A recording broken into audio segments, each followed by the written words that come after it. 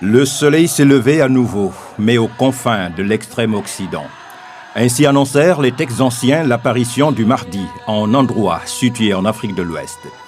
Le soleil s'est levé à l'ouest, mais cette fois-ci, son ascension n'est pas rythmée par le chant du coq, mais plutôt par la formule d'unicité de Dieu, La ilaha illallah.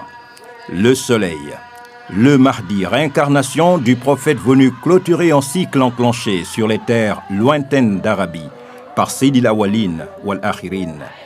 Adibo Dayalay, un cri de ralliement lancé donc il y a plus d'un siècle par Seydina Limamou Laye, ici sur les rivages de cette masse bleue. Ses contemporains crièrent alors à l'hérésie, mais le saint homme, illettré, qui n'avait comme seules occupations que la pêche et le travail de la terre, persista et signa. Persécuté, couvert de colibés, il ne varia guère dans ses dires. Mohammed s'était endormi, Mohammed s'est réveillé. Il intimant à la mer de reculer pour libérer de l'espace exclusivement consacré au culte du Dieu unique. Diamalay, la Terre Sainte, éternellement drapée dans sa couleur immaculée, abrite aujourd'hui son mausolée.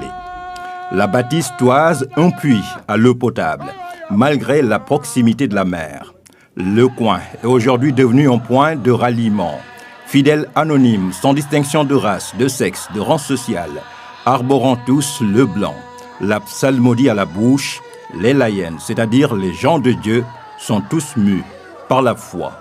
Aucun d'entre eux n'avait jamais vu en photo Seydina Limamou Laye. Il n'en a pas laissé derrière lui. Visage caché à jamais, la face visible. Seydina Issa Rouhou Laye, l'arbre qui rappelle la forêt, fils aîné et continuateur d'une mission.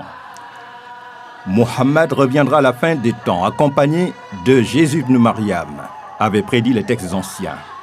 Yoff, Cambérène, Ngor, la grande épopée partie d'ici, d'une lumière enfouie dans une grotte pendant plus de 1000 ans. Le site a été baptisé miraculeusement par les colons, Al-Mahdi. L'endroit attirait jadis des pèlerins mystérieux. Limamou et Issa sont venus ici rappeler qu'il n'y a de Dieu qu'Allah, que Muhammad est son prophète, que l'islam, la religion de la droiture, est l'ultime salut.